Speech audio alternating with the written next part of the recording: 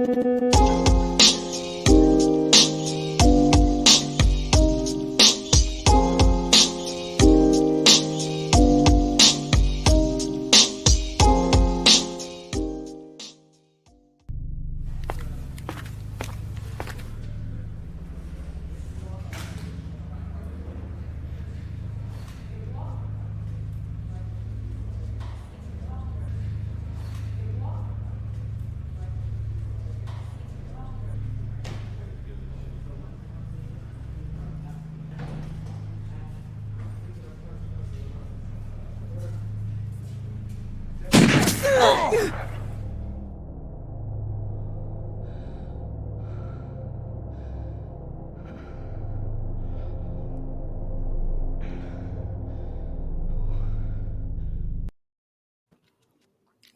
We're here.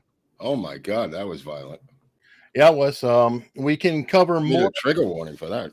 Yeah, oops, I guess I forgot to put that in the start. Thought I'd start with it. This is what we've been waiting for what, 4 months now, for the family to actually come forth and sue. So the official Hutchins lawsuit has dropped, and plan to go through that today. But then I don't know if you saw it, but right before the show, somebody tipped me off. It appears that the fix is definitely in. Uh-oh. There's a full Vanity Fair piece that came out, and it's featuring the illustrious DA out of New Mexico or Santa Fe. Promoting her? Yeah, and what she's doing. But this is the most important pull quote. Mm-hmm. You can pull the hammer back without actually pulling the trigger and without actually locking it. Then you let it go. The firing pin can hit the primer. It's true. That is true.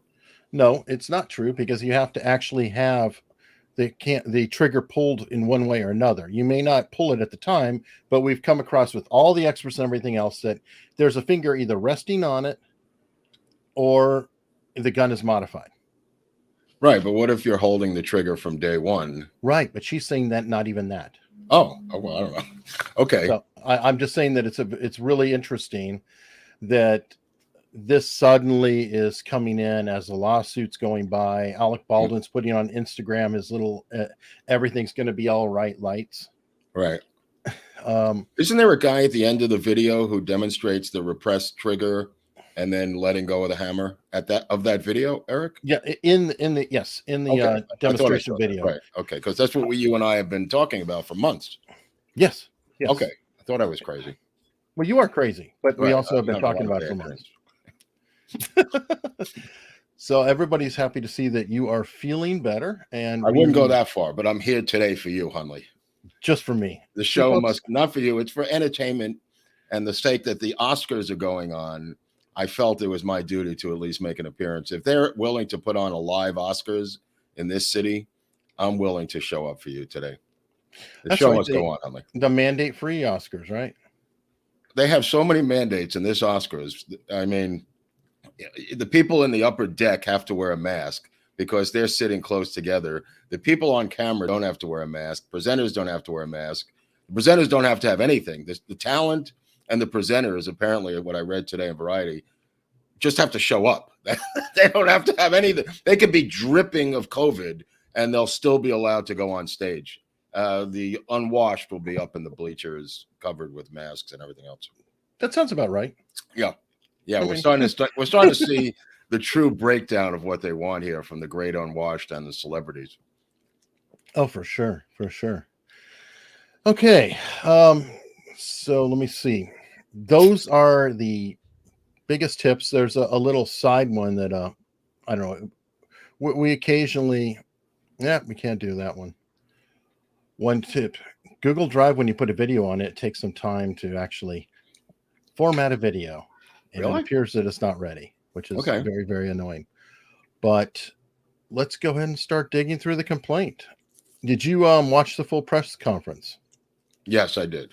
Of what it was. The guy, the attorney, he looked very, I don't want to say, he didn't look like he was right out of Hollywood. Let me put it that way. I don't know. No, but I got the impression that the professionals have arrived. Oh, look at Betty Boop has arrived. Look, who cares about the professionals? We got Betty Boop. All right. Screw the And joining professionals. us. I like this lady. Oh, me too. And to help us out, we've got an actual attorney with us today. What, another attorney? Yeah. Look at this guy. Now we got Barnes here. When is it going to stop, Hunley? Anytime I come on the show, there's somebody else. Oh, look at that. I love his signature block. That's class. Unstructured locals. Okay. Look at that. Look at that. He's promoting us. What a good I like sport. that. I like Indeed, that. unstructured.locals.com, where you can follow both Mark Groubert and Eric Hunley and Hello. untold stories all year long. All right. I like that. All right. Now we can pull that clip for later. I got to get, apparently, Viva's kid, the little one, has been going around saying, VivaBarnesLaw.locals.com. So I was like, I got to tell Viva, you got to put that in. You got to clip the kid and get the little guy saying it. Oh, yeah. Never mind your bit. Sorry, you've been upstaged. Yeah. Ethan doing that? That is funny. Listen, you're always welcome here. If Viva gets a long jail term, you're always welcome with us if they do catch him. I assume he dodged arrest today? Yeah, no, I was watching that. I'm going, dude, they're going to get you. He's like turning corners and saying they're arresting people over here. He was next. Well, and they were literally targeting people with cameras. Wonder why. Why. And it is just interesting. It's like we just don't like cameras. It's shocking that that's Canada. He's becoming more like Abby Hoffman every day. This guy can't get any more black-pilled. I thought he had a Molotov cocktail at one point in the morning there, throwing it. Maybe I saw something I didn't see. Yeah, I mean, he's got the Abby look. Right. I didn't know who Abby Hoffman was, which I guess is kind of... That's even better.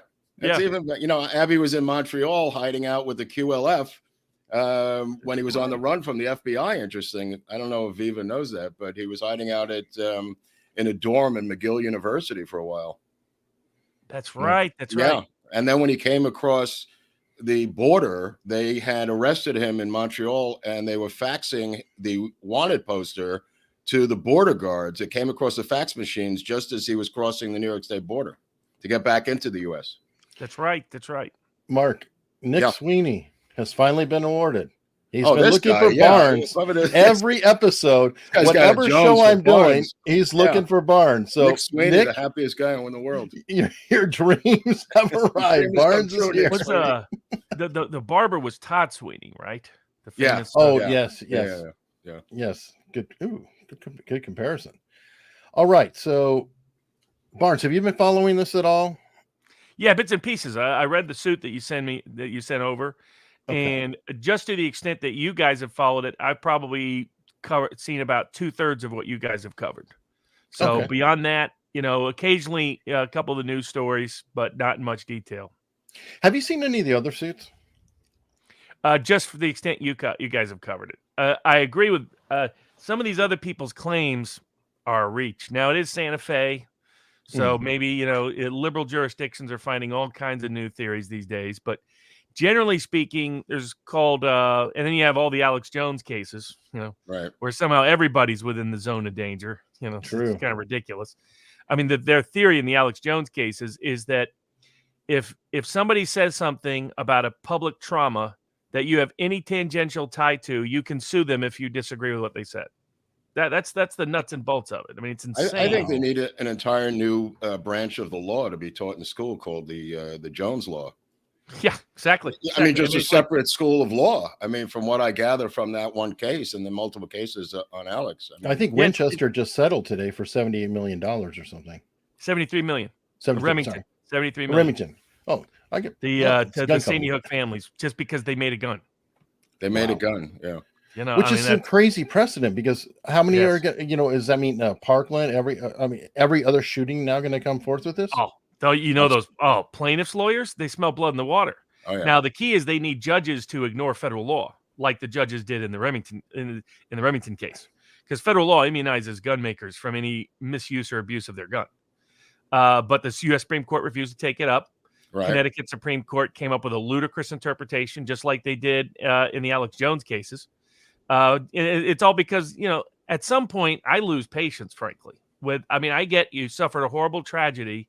10 years later, you're trying to make more money and more money and more money and more money and more money and more money and more money off your dead kid. I'm not, there's only so much empathy there until at some point it becomes political misuse and abuse. I mean, what's his name? That dimwit from London said he was happy to stand on the caskets of those dead kids. Piers Morgan. I remember that. What? When he was debating, well, Ben Shapiro lit him up.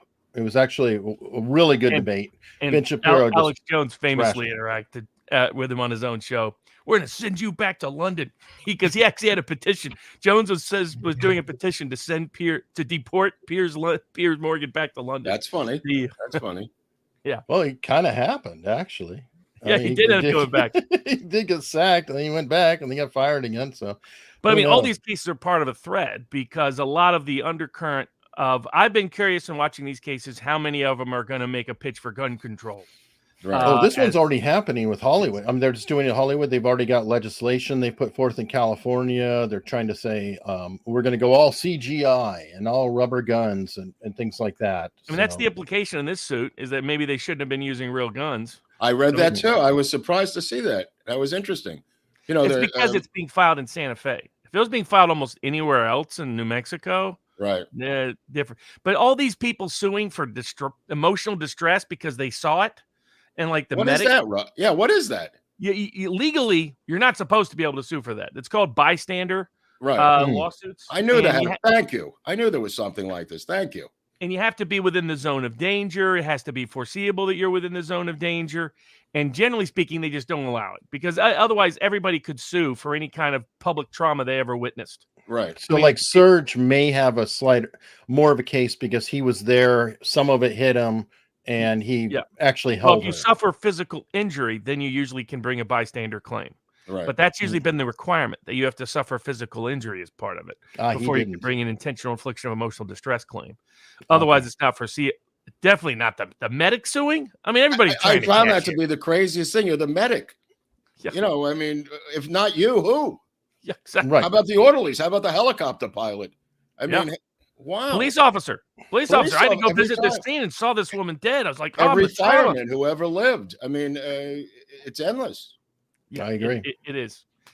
But this is the granddaddy of the suits. This is legit. Yeah. I mean, in the sense that at a baseline, I would think there had to be a suit because there's a child without a mother and a husband without a wife. Absolutely. And the true victim and the people who suffered truly from that. Robert, let me ask you, can the father, the Commodore, the Soviet Commodore sue for the loss of his daughter? Potentially. It depends on how loose the loss of consortium law is in New Mexico. Loss of consortium originated as losing your right to your child's labor. So this was my first year. Interesting. That's nice.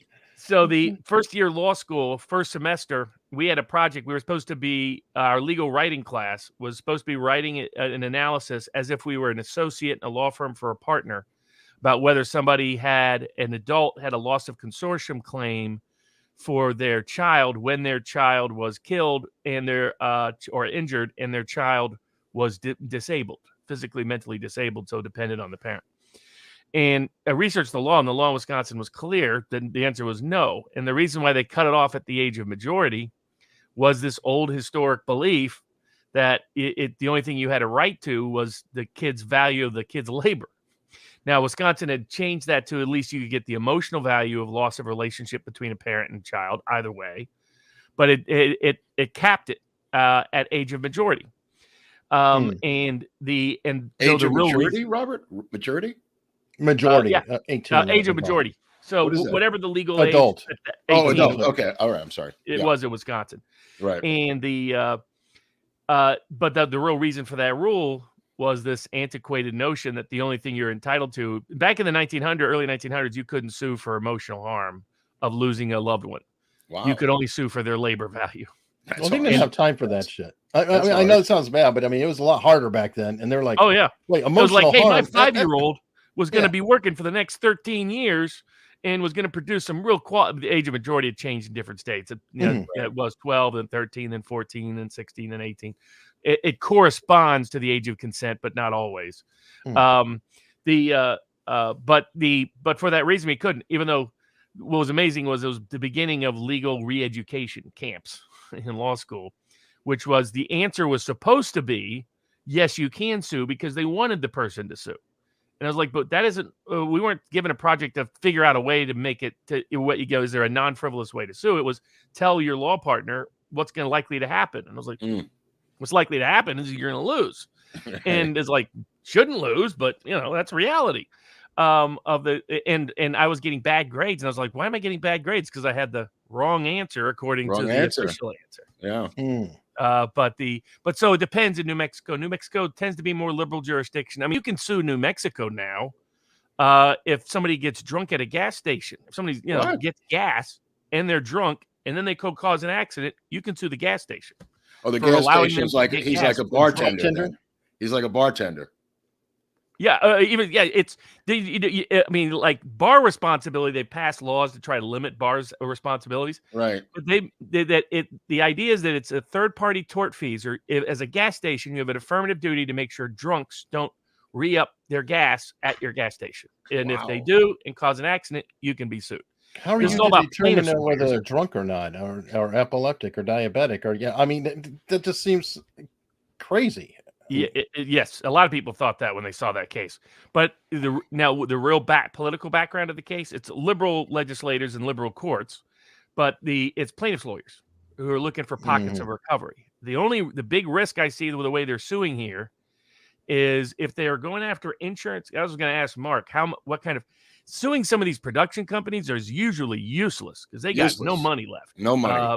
With a movie that's never going to be produced. Obviously, this is an unbonded picture too, Robert. Don't forget they took the bond money and they were using it for production. Yep. So the only thing they have left is the insurance company money of just regular plain insurance, which was capped out at 5 or 6 million or something, or 4 million, somewhere in that area. Interesting. It's probably, is it per individual, per incident, or per incident cat? Because like usually, I don't know. It was hard to see that. I was wondering the same thing. All I know is that recently some pictures in need of funds have been using the bond money that was supposed to go to the bond company for production, and they didn't pay the bond. So that used to be a non-starter. You couldn't have a film without the bonding. But now apparently you could get a green light and go without the bond company. Well, maybe this will be the burn. This could be precedent, right? Because Baldwin having a producer credit, obviously they're going after his pocket. So maybe that's the angle. I mean, but his pockets, his company is a shell company, Robert. Yeah. You know what I mean? That's a vanity company. There's nothing in that company. Correct. He has that company to protect his own wealth, right, Robert? Yeah, and the key is what other insurance is applicable, because the risky factor is if you go after Baldwin being either really reckless or intentional, insurance won't cover it. Insurance will pull their coverage. Right. So that's why, as a plaintiff's lawyer, you usually prefer this to make this a negligence claim. They were sloppy, and maybe they're or maybe they were deliberately sloppy because they're thinking that the insurance coverage is low. If they think the insurance coverage is low, then the real focus of this is just Baldwin's personal assets for being personally responsible. And then they'll go the intentional Baldwin route. Whereas if they're going to go the negligence route, which is really just more on the insurance, you have a negligence claim against Baldwin too. But if you're trying to get respondeat superior, in other words, in the course of the duties of the person's work, they failed to do something that they had to do, that's usually insurance. Anything that's like reckless, punitive damages, intentional, insurance won't cover. Right. So that's where, as a plaintiff's lawyer, you're trying to, frankly, here's how plaintiff's lawyers start. Huey Long kind of explained this years ago. He was like, if you come in and you tell me that somebody died from something, can't take your case. But if you lost an arm, bingo. That's I mean, when we were getting when I was a plaintiff's business, we were listening. The perfect plaintiff was someone who would stay alive forever, but just long enough to constantly feel pain. That's your perfect plaintiff. Wake up in pain, then go wake up. Well, that was like, you were like, bingo. The fortune cookie with Walton Matthau, he cites a case where one of his clients injured himself falling down, and he said, "Why didn't you drag yourself another half a block? You could have been in front of Macy's." So obviously, there's a long history. But I was gonna say, first thing you want is a certain kind of injury, but your next question, and sometimes your first question, is there a deep pocket to sue? Right. Well, one thing that stood out as a red flag to me was their pursuit of Dave Halls, because they list 5 other items about Dave Halls, and I'm thinking to myself, obviously this guy's got a couple of homes. And I thought, if you're going to go that route, really, that the other girls have nothing, Robert. The girls in the production have nothing. Halls has been in 100 films. I bet you he's got 3 homes, one in California, one down there, and something else. And I said, really? That's how low you're going to go, is to go after the AD because he's got some pockets at all, And I wouldn't have sued that many additional people. I mean, I get they're trying to figure out who's got insurance coverage, but your other risk is that one of those people goes and files a bankruptcy petition and freezes the whole case. Right. And all of a sudden, you're no longer in Santa Fe State That Court. might be Halls. That might be Halls. Yeah. I don't think he's going to let his assets be taken. Yep. And those people can file the bankruptcy petition in another jurisdiction where they're located. All of a sudden, you don't have the jury advantage. You don't have the local judge advantage. So it's thinking of those things. It's things like Lynn Wood didn't think about when he brought the salmon cases and he got bailed out, frankly, by me filing a different suit. You got to think of those, how are they going to defend, and how could they change the venue, change the jurisdiction, change the jury pool, change the substantive law applicable. And I thought suing everybody was a little bit of a gamble. They didn't. Who is their representative that they say is a lawyer from Santa Fe who's part of their case? That gives the attorney that they have listed here is from Santa Fe. Do they have it? I didn't pay attention to the lawyer side. Do they have like a local lawyer? Yeah. They have a local lawyer listed. Did they hire an LA firm, or did they just go with It's Santa an Fe? LA firm, but they've hired a Santa Fe lawyer. Then the Santa Fe guy's just local counsel for them to pro hoc in. Okay. Who's the LA firm? That's sorry, I'm trying to find that. I don't know if you saw that Barstool Sports had Panish, Shea, Boyle, Panish, Shea, Boyle, and Ravipudi. And what's the name of the firm? Panish, Shea. Doesn't really ring a big bell, to be honest with you. Yeah, he didn't look like the top of the heap. I'll tell you right now, that guy did not look like an A-list player in that press conference, Robert. Interesting. I mean, I thought it was okay. He did Little not animation look like they put together. Though the animation told the only problem with that animation is you're locking yourself into a story. Yep. And that story makes Baldwin look like he pulled the trigger deliberately, which gets everybody else off the hook, frankly, for the most part. Why is that? Why would that be admissible, that video? I can make a video. It wouldn't be. It wouldn't. Okay. Potentially, if you got an expert, you could try to recreate the scene and argue that this is an accurate representation. It'd be a big debate to try to get in it. I mean, it was clearly to inflame the court of public opinion locally. Yes, exactly. That's what's done. I was going to say that's what you were talking about. They're trying to try it in the public, right? Yeah. Oh yeah. There was additional ways they could have done that. I just thought they took it. It read like someone who had not done a lot of plaintiff's work. That's what these guys look like. They did not look like the pros from Dover when they were doing that press conference, Robert. I don't know who these guys were, but I've never heard of them either. And Matthew, the husband, works for a big firm. I mean, I don't know. But the big firms does zero plaintiffs work, probably done zero, and probably done zero cases against plaintiffs.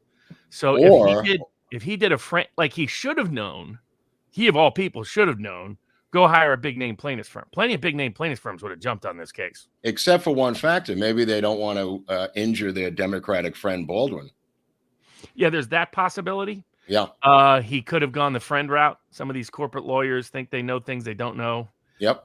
And I know so-and-so went to law school with them, they can kind of handle something. They should have brought in a big name plaintiff. I mean, Jerry Spence is retired, but that kind of person. That's what I was expecting. Eric, were you expecting a big fish to come out of that press conference, or? Ideally, I mean, I figured they'd be lining up for that, just for the press. This seemed like the B-level team, Robert, to me when I saw these two lawyers. And what was weird is the end, that cheesy grip and grin shot was really weird to me. I don't know about that. So somebody that wasn't ready. Almost all corporate lawyers are not ready for prime time. Right. So they're not media people for the most part. Right. Outside of we saw that in the Kyle case, obviously. Oh yeah. I mean, and people like Daniel Petrocelli, who's I haven't heard that name in a while. Yeah, the most overrated lawyer in America by far. Single-handedly delivered Jeffrey Skilling to the prosecution with his incompetent defense. Is Petrocelli the same as Michael Avenatti? Is it the same guy? Not as corrupt, more of a corporate style. more in the sense that he exaggerates. What he mostly profits from is being on the right political side. I mean, he became famous by trying O.J. Simpson on the west side of L.A. after the Right. criminal case was over several years later. How about Right. Garagos? I mean, you Yeah. already have Allred on a case, so shouldn't Garagos be in the mix? Yeah, He's yeah, not. exactly. He's Here not goes. that. He's If not you that wanna much of an lose, ambulance. I was going to put up billboards. If you want to lose, hire Mark Garagos. That was one of my inspirations going to L.A. I was like, if this guy is getting Can big win. cases, Yeah, if this guy my can God, pull it this off. is open territory out here. Right. All right. So, do we want to go over the suit at all? Is there any points that you could think of? Well, what Barnes, that about you'd the like to point that they're no. suing? They're saying that what's her name killed Hutchins in the suit. You know that Reed killed Hutchins as opposed to Baldwin. Well, Oh, I ultimately, mean, they're going after everybody. I mean, Yeah. they did a decent job of identifying what was negligent. It could have been better. For example, there's actually theories of strict liability applicable by analogy under New Mexico law, because we've discussed this in the criminal context, that it's an inherently dangerous weapon. So you could pursue a strict liability theory against a lot of people involved. And the advantage of that is you don't have to prove intentionality. I mean, the greatest strict liability closing argument ever given was by Jerry Spence in the Kerr-McGee case, the Silkwood case, Right. in Oklahoma, where, for people that don't know, strict liability means it doesn't matter what you did, whether you intended to do it. All that matters is whether you were negligent. Even you're on the hook in certain circumstances, and that's usually jurors are like, "What? How is that?" That kind of scares them. So the way brilliantly Jerry Spence described it is, he goes, this originates from, back in the 1400s. Say somebody wanted to have a lion as a pet. Like the Vikings used to keep bears as pets, which I didn't even know about until recently. I was like, holy moly. They would kidnap them as cubs. Yeah. And they had to design Viking laws for the same principle. But the idea was, okay, you can have a lion as a pet, but if the lion gets away, you got to pay. It doesn't matter why the lion got away. Oh, that's interesting. Loose lion law. Yeah, exactly. He chose to have the lion as a pet. Right. So what Jerry Spence kept saying is, if it got away, if the lion got away, Kerr-McGee must pay. And wow. It was nuclear radiation. It was genius. And of course, wow. Kerr-McGee did pay. Wow. Do you notice that Pickle was in that suit, by the way? Pickle's in the suit, but there's also that greatest misprint of all time, where they say that Alec Baldwin killed Hannah Reed. That was in the medic suit. Oh, the medic suit. Okay, which suit are we on right now? Are we on the medic suit? We're on the Hutchins suit. The husband suit. Right. Okay, I'm looking at the medic suit. Oh, that was a typo in the Hutchins medic suit. Right. Yes, the greatest typo I've ever seen, Robert. Obviously somebody didn't, double read it, triple read it. It's easy to get like screw ups like that somewhere in there. If you don't, that's why you have to have multiple people read it. And I try to do that. Sometimes you rush something and something gets in there. Like, who proofreads these things? Is there a proofreader? Paralegal. That's who. Yeah, usually it would be a paralegal proofreading it. And often it's the lawyers. Sometimes they really spend time on it. Sometimes they don't. Like, I like suits that have good introductions. They don't do it a lot, but give a good summation, a mini opening statement right in the introduction, because one is going to be for the court of public opinion, but it's also going to be the first thing the judge reads. Right. So give something so the judge really gets the gist. That the judge's clerks. Now, if you're in state court, they often have limited clerks. Let's put it that way. And state court judges, like federal court, you might get a lot of corrupt, or people that we would describe as corrupt federal judges, politically corrupt, things like that, politically motivated when they shouldn't be, etc. Not often like old school under the table corruption. That still happens, but much more uncommon. In the state court system, you get a much wider range of judges. On the upside, you may get some real creative plaintiffs-oriented judges who are not politically tainted because they have to be responsive to the public because they're elected, unlike federal judges. But you also get some that really are not bright. I mean, let her slow. So the simpler you make it. I mean, I learned a lot from second lawyer. No, actually the third. The third lawyer I really learned a ton from was one of the top plaintiffs lawyers in the world. And he gave me access to every deposition he'd ever given, every opening statement and closing argument he'd ever made. He taught me what brief writing was like for state courts, which is like, keep it simple, no more than 5 pages.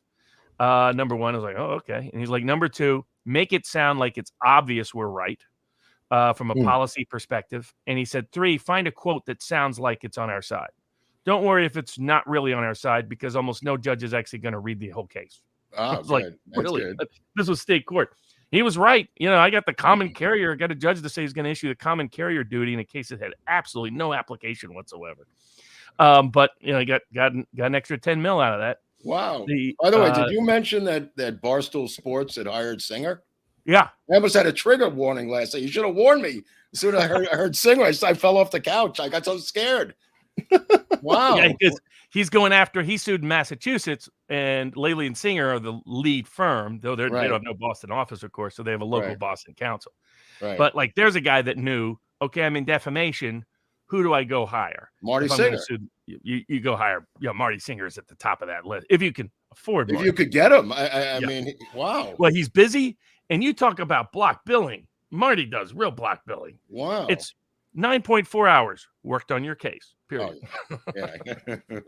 For those who don't know, block billing is when you don't describe what the heck you did. I've done that. I'm guilty of that too. I'm not even a lawyer, and I've done that.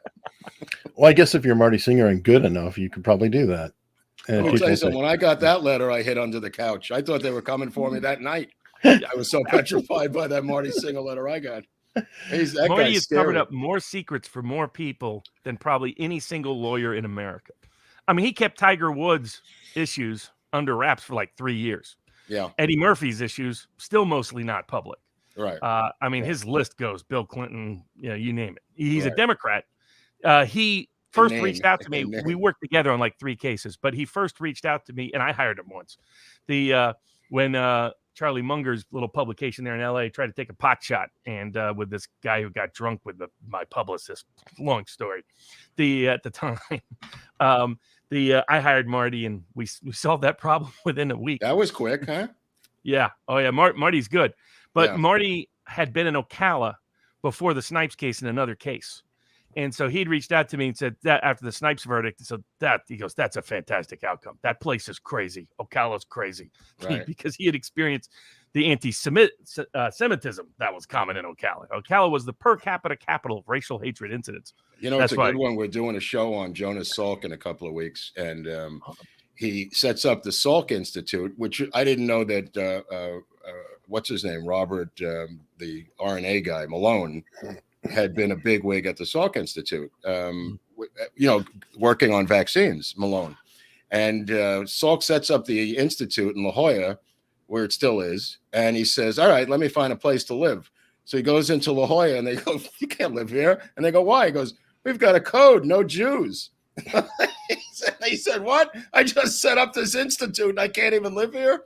So they had to pass a law allowing Jews to live in La Jolla. And today, we're allowed to live in La Jolla because of Jonas Salk. Oh, God. That sounds like the Truman relationship. Yeah. Oh, my God. Mrs. Truman. There's no Jews allowed in the house. You know that, boys. Come on, get out. Let's go. All right. So do we want to cut? I don't know. Do we want to go through the document, or how do we want to go? We'll go to the top and look at everybody they've sued in the caption. Yeah, let's definitely look at this. What's interesting too is look at like that's too long a caption. I get it. It's like we're hoping somebody in this group has the money that we're looking for, because like the loss of consortium claims, those are if you get it real inflamed with the jury, sometimes you get a big amount. But to give you an idea, that's usually in some med mal cases it's capped, but that's like $300,000, $400,000. They could go. It can go up to $1 million plus, but typically that's not like that big. Juries have a hard time assigning a big value, even to the loss of a loved one, when it's like 10 times what they make in a year. Things like that. There's just a lot limit for most juries. Though it depends. Some verdicts can get out there if you frame it right and you have the right jury pool. But otherwise, the big claim they have is her economic losses. Like she probably was going to be making good money now, and she probably had work expectancy of about 20 years. Right. So you're probably looking at something like that's probably a $5 to $10 million claim. Right. And they're probably looking at, they want 10 million plus, something like that. Now, Baldwin is personally wealthy enough potentially, but it depends on how well his assets are structured. Which the weird thing in Hollywood is that really randomly varies. Yeah. So what this picture he just did, this picture he just went to England. he did a week on a low budget $7 million indie in England, Robert, and came back. I mean, he did 7 days. I'm sure he got like 50 grand out of that. I mean, there's, unless you're the star of that $7 million picture, getting $1 million or 250 for the whole shoot. I mean, he's picking up chump change now. Well, this super chat, I wanted to bring it up as well. Anyway, they just bought a 55-acre estate in Vermont a couple days ago. The problem is, it depends on how well he's structured. If he's well structured, a lot of that real estate's not going to be reachable. Right. And as Mark was mentioning, actors form leasing companies that they lease out their talent. So it can be like you can try to get future income revenues to that, but then you can always just form a new leasing. You go form a new one. That's why they come and go so quickly, Robert. They're literally sometimes movie by movie. It's the easiest tax evasion in the world. Absolutely. Is leasing companies. Absolutely. Because the way they're structured, and then you throw in foreign financing, often their money never shows up. All of these companies listed here, Brittany House, Thomasville, these are empty shells. There is not going to be a goddamn thing in these companies once they pull back the front door. There's nothing there. Halls might have a couple of homes. These girls have nothing. There might be a tiny bit of money with some of these producers, but that's even doubtful. A couple of the people had no known addresses in the lawsuit, if you noticed, Eric. They couldn't even find them. And one company wasn't even an LLC. They just listed that Indian guy's company wasn't anything. They didn't know what to call it. Yeah, so unless some of these companies have some residuals on royalties on some prior movie project that they can try to attach, which can be tricky by itself. I mean, there's a reason why Hollywood can game their Forrest Gump officially lost money years ago, right? So that the ability to collect on any of these entities is very, very hard. And most of these individuals is going to be very, very difficult.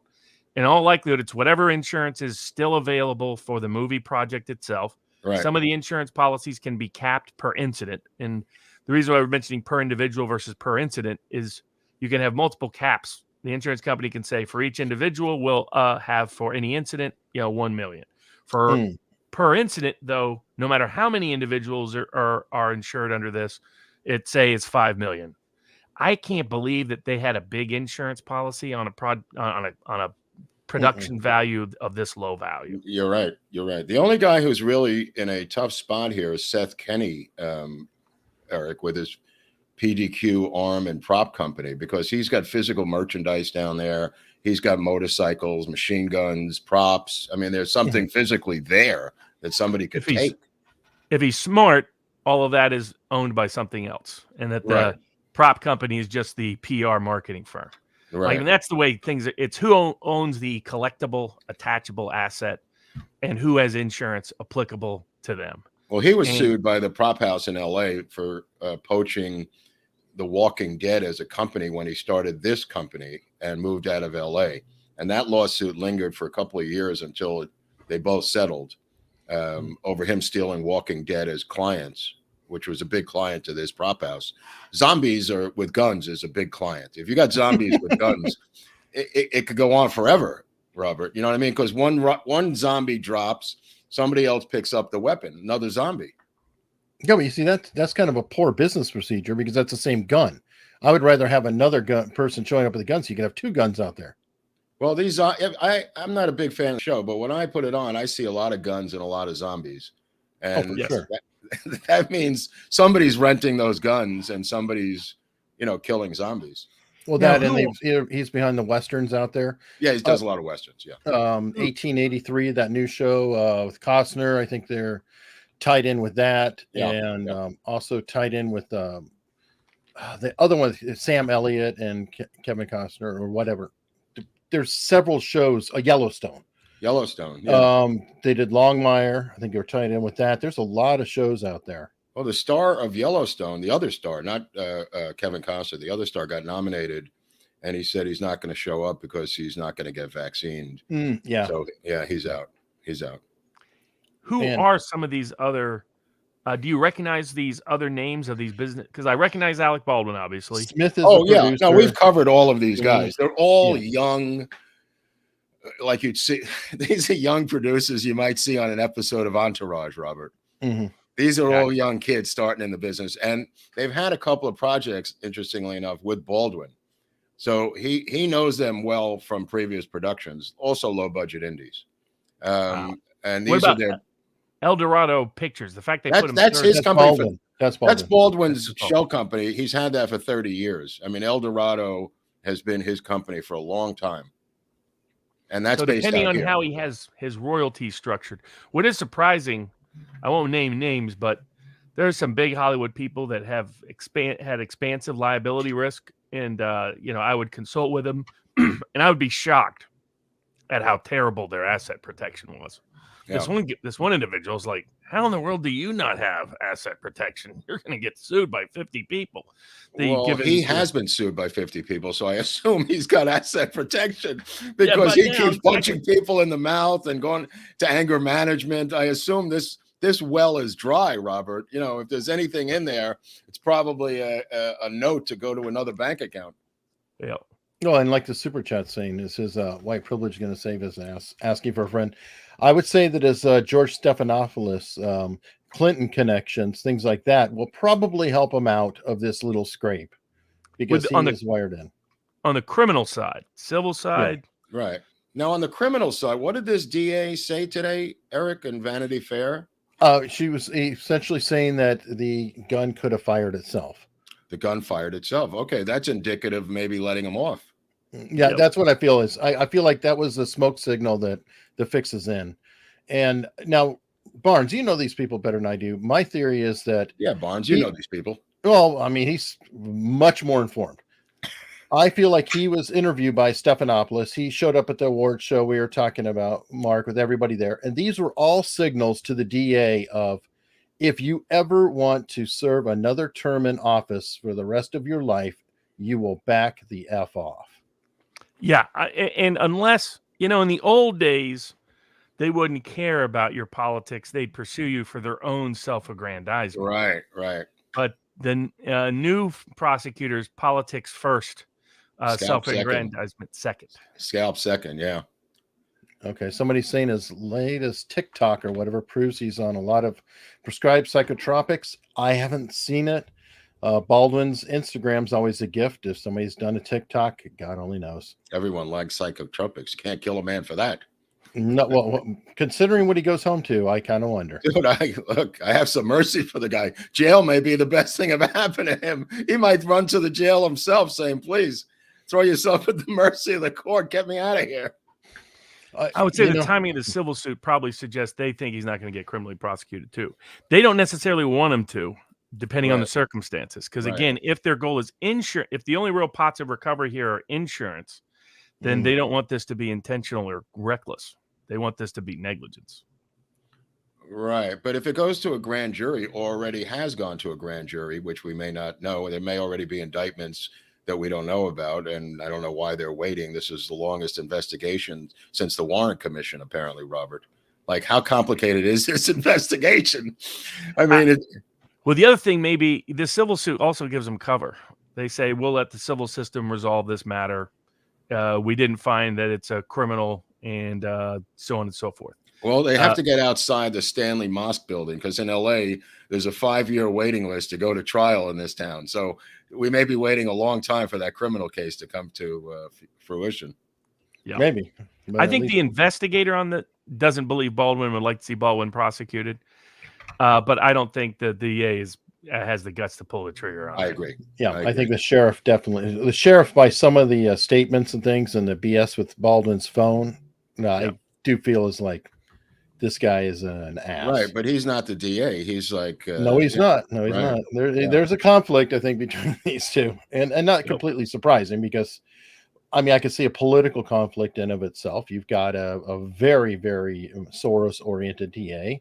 And if he's an old school sheriff in any way, that publicity is not going to go. Let me see. Between Hunley, let's start a petition, Mark. Yeah, I'd like to host the Oscars. That would be my tip of the hat to me. They've got 3 women hosting the Oscars. Amy Schumer, Quincy Jones's daughter, for some reason, who's been in like a couple of movies in her life, and what's her name? The legitimate comic, Wanda Sykes. So it's a 3-headed dragon this year. You know who Quincy liked to hang out with? He was neighbors with Joe Francis, Girls Gone Wild. So Don't get me started. He had a wife that showed up on a picture I was working on. I kicked her out to the curb. Natasha Kinski. She was penniless, and she came onto a film I was working on, told me the whole story. The guy just kicked her to the curb, and that was the end of their relationship. God, no money, gorgeous. nothing. She had zero.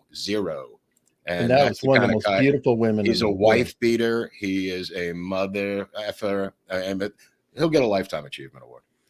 Yeah, that's probably right. Wow. Joe Francis lived in this neighborhood that blocks cell phone signals. That's funny. That's funny. The only client I ever thought about throwing off the side of a cliff. Who was Joe Francis? His house had like a massive drop off. Yeah. And I was just sitting there thinking, and not like out of malevolence, just like putting down a bad dog. It's like I could just pick him up and just throw him over right here. And I was like, probably I'll get an award for that. My accountant bought a home in Mount Washington a number of years ago, which is another neighborhood over here.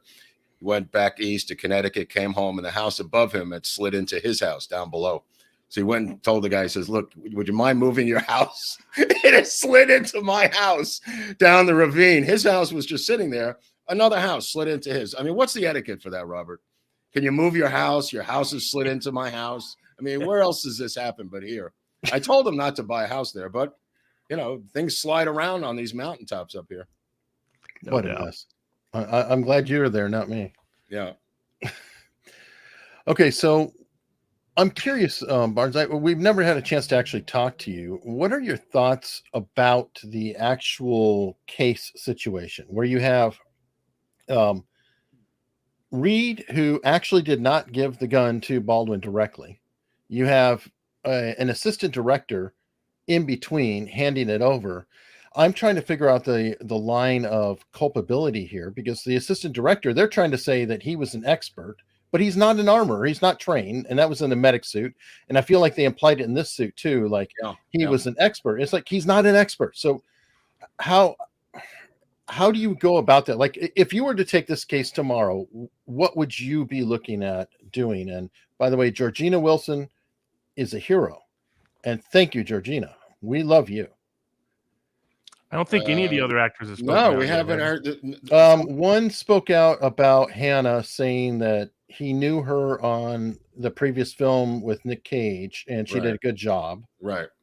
That was probably a favor to her dad. Could be. That could be. I mean, it could be a personal favor. I'm just saying that she doesn't have much juice in Hollywood, but her dad does. Oh, her dad definitely does. I don't know about juice, but he's got a lot of friends. Juice is not the right word, but there's a lot of people who like his dad. And a lot of those people are on the conservative gun side, as you could imagine. And a gun guy has gun friends, and they're not very well liked here. They're kind of tolerated by the crew, who always look askance at them anyway. They look askance at three groups of people in a film: stunt guys, because they know that these are crazy maniacs who are conservative. Gun guys and ADs who boss them around. Those are the three things they have to have, but despise of the different cliques in a production. The food guy is apparently, I don't know how a guy does food with any of these films the way all of these maniacs operate today with vegan and sub-vegan. He's the most battle-worn guy in a film is the caterer. That poor son of a bitch. They usually have some sort of outside business or restaurant that they have 24, going full time. But boy, are they beaten to death on a Hollywood film, Oh yeah. I've never been around one of them that doesn't have to order off the menu. Every single time. Yeah. Oh yeah. Oh yeah. Can't have this. Could you take this ad? Could you add? It was like my little sister when my grandfather's diner. It's like, can I have a salad? She was 6. And she's like, can I have this? But she learned she could do this. Can I have the salad, but without this, and add that, and with this? And now she's a great cook these days. So maybe it helped inspire it. But yeah, we're doing an episode next week on my uncle's coffee shop, which I think you're going to like, that I ran in 42nd Street in the 70s. And I'm going to go inside the coffee shop and show how coffee shops are run, Robert, with the secret language and the secret code and everything else. Plus, it was the 70s in Times Square, so we had some colorful customers. You might like this episode. Yeah, this is going to be a good one. Shelley's it'll be in a couple weeks, because next week is the toga party. Oh no, but we got to do Abraham Lincoln. Are you around Monday? We're doing the Lincoln conspiracy. I need a Southerner, Robert. Yeah. Yeah. Which one? Well, we're going to do the Baltimore plot. We're going to do, the obviously Booth, some of his lovely ladies. We're going to get into some of his girlfriends, and I have a whole hush hush. I know. I Lincoln. just listened to it. Oh, okay. I so didn't you know want that. to join us, Barnes? That'll be awesome. You're around Monday, Barnes. Please stop it. We need a Southerner, Barnes. Come on, don't let me carry this whole Northern freight here. Yeah. In fact, I just finished a hush hush today on when God's banker did a deal with the devil. I hadn't even put something together until I was, prepping to do it and reviewing some. I knew some of the basics, but I didn't. I always review stuff beforehand to see if there's been any updates. But I never what government has the best human intelligence sources, the best smuggling routes, and the best money laundering means in the world? Cuba? Israel? The Vatican. Oh, the Vatican. Yeah. That's a trick question, When you Barnes. think about it, it's obvious, but I had not put that together in my own head. Right. So I was like, holy moly. Right. One of the themes I want to cover on Monday was was the Pope involved in the conspiracy to kill Lincoln? And you know what I'm talking about, Robert. Yeah. You damn well know about the Catholic Church involvement. And yes. I need your help on this if you have any extra information, because John Surratt ends up in a strange place at the end of this episode. Yep. Same place a lot of Nazis ended up on the rat lines. The Nazis on the rat line, too. Boy, that Vatican gets themselves involved in all kinds of American political history. Oh, yeah. All around the globe. And then when I thought, I was like, it actually makes perfect sense. I mean, nobody has complete diplomatic immunity, their own secret private bank that's utterly unregulated by anybody in the world, that's unmonitored by anybody in the world, refuses to join IMF, refuses to join any of the international standards for bank governance. Right. Nobody has the human sources they do. I mean, they knew what was the full scale of the Holocaust before anybody did, and they just lied to the West about it. And why? Because they had priests right on the ground, right across the street from the concentration camps. I mean, the people all over. It's like, I mean, there's human intelligence. Was the Pope the original Klaus Schwab? Were they the original World Economic Forum, Bob? Yeah, or Bilderbergers. You tie it all in. There's a long historical connection. And then I didn't even mention in this one I was going to, but I'm going to make it a separate hush-hush, whether Pope John Paul I was murdered because of what he stumbled into when he first got there.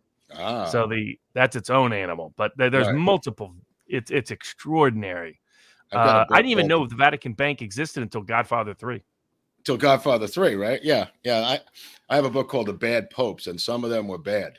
That's an understatement. Yeah, some of them were bad popes.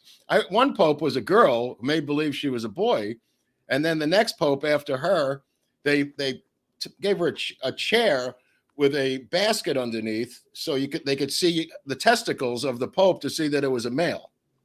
You can't. I don't know. It's in the book. I don't know if it's true, but Okay, so that's so many stories. So we got that on Monday, and then Tuesday we're going to finish LBJ. Oh yeah, the LBJ thing. Oh my god! And then Friday we have we're finishing Elliott Smith, I believe. Are you guys going to dive into what happened to Bob Saget? Because clearly, everybody's calling me about Bob Saget because now Dr. Drew's wife is all over me now. She thinks something happened to Saget that was bad. My personal belief is a push-in robbery gone bad. The hotel's covering it up, and they hit him over the head, and that's how he died. I don't know. You know what I mean? That's my theory, right? Yeah, that's a very plausible thing. Because it's hard to imagine him having a lot of secret enemies. You know what I mean?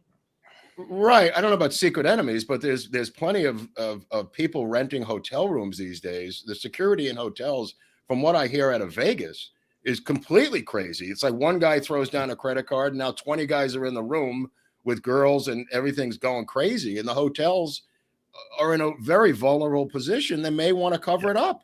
Well, but during the pandemic, it got very bad. They were desperate for cash, and so locals stayed away from the Strip because it was basically like a Mayweather fight. Yep. I remember I was going to go to watch. I had great tickets, Pacquiao Mayweather. I went anyway, but I talked to friends of mine here in Vegas, and they're like, "No way, we're getting anywhere near a Mayweather fight near the Strip." Right? Like, what are you talking about? And they, wouldn't. Some went into details, some didn't.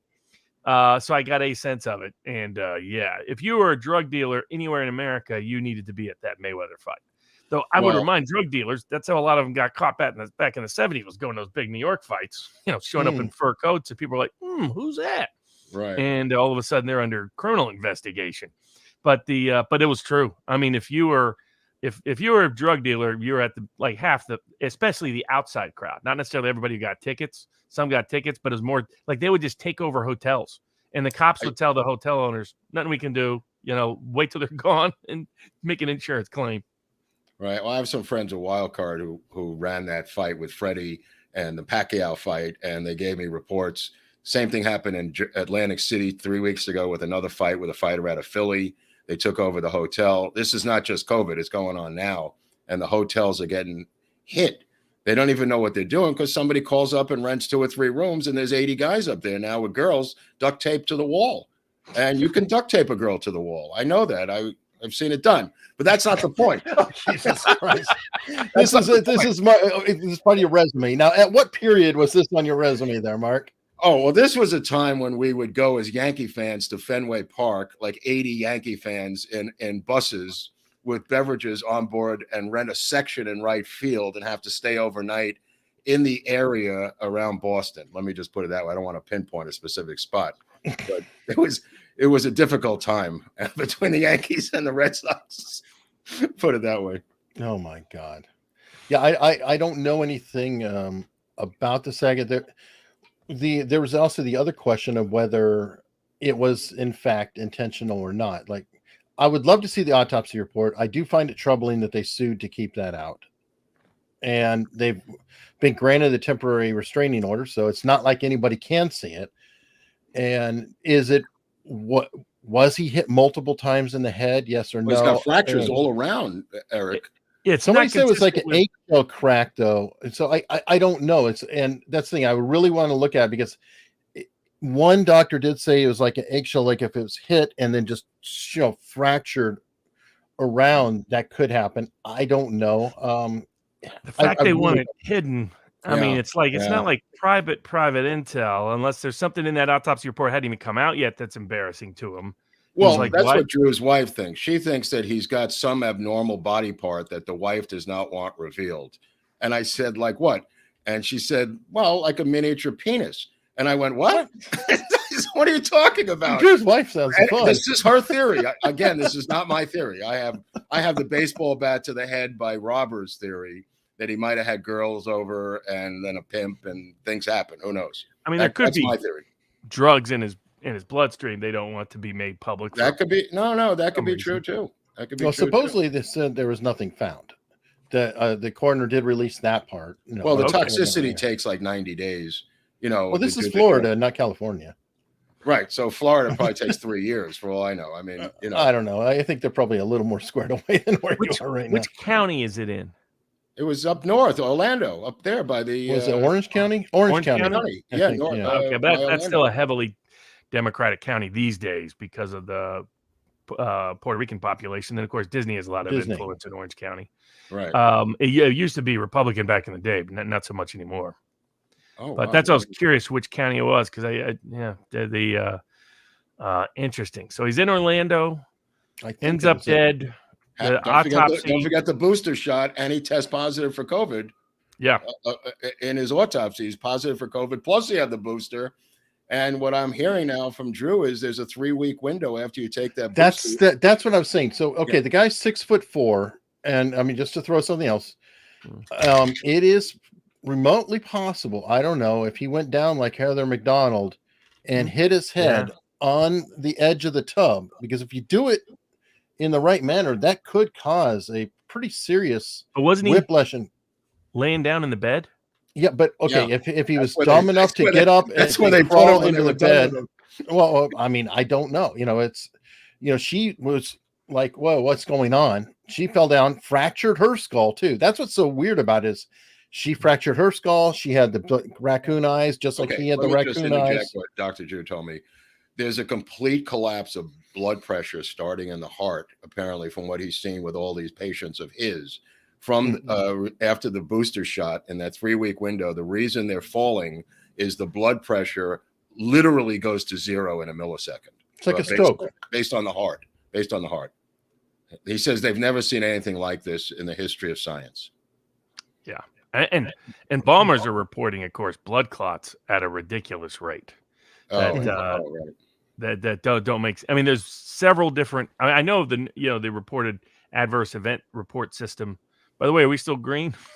No, dude, we're so far yellow, it's disgusting. And I'm like, Right, I've already forget submitted about it for manual review, and I'm cringing, going, "Oh God, Forget about it. no. We're Ah. gonna keep trying. We're gonna keep trying. Okay, keep trying."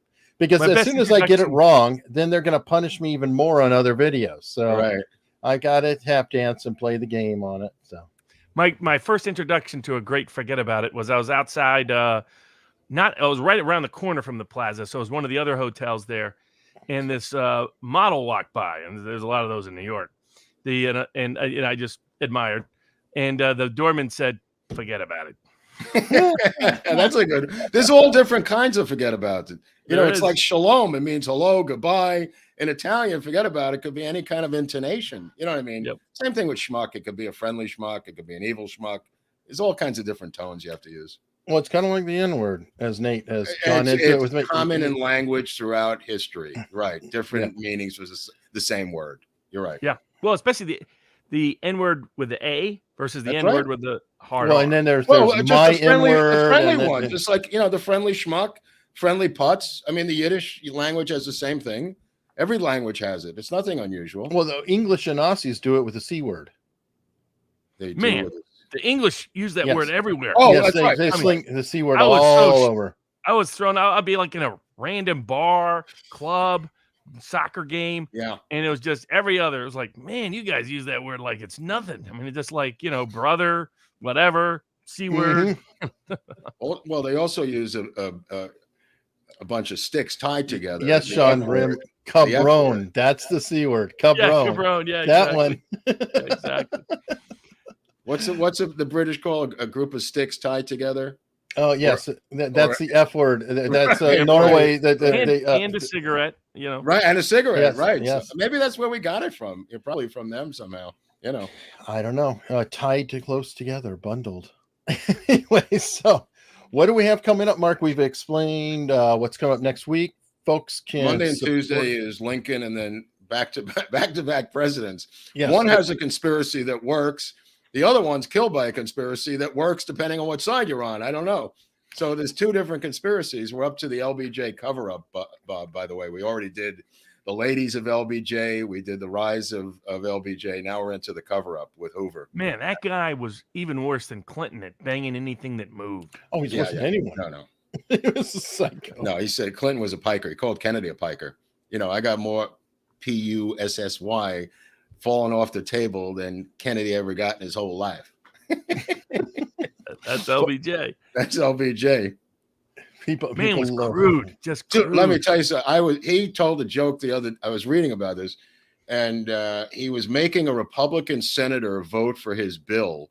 And the guy's going, please don't make me do this. Please don't make me do this. And he tells the tale of coming along the road, and there's a man tied with his hands to his ankles with his pants down.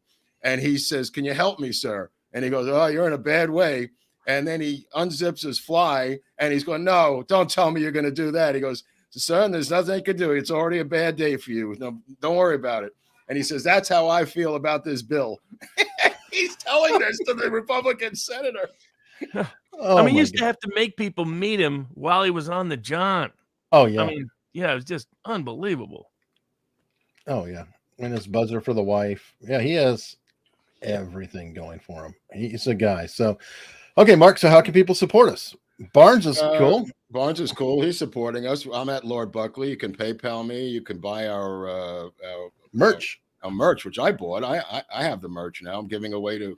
I have homeless people wearing the merch. One There you time, Can you give them a cup that they can collect money? I'll just tell you this as a side story. I had a fight with my girlfriend. We were living in Koreatown. She came at me with a screwdriver. It's a long story. But the point of the matter is, when I left, she took all my clothes and threw it off the balcony. So I came home, and for 3 weeks, all I saw in Koreatown was Mexicans wearing my shirts and jackets, and there wasn't a damn thing I could do about it. And that's how I feel about this merch. This merch is so good. You could wear it in any neighborhood in LA and still show off.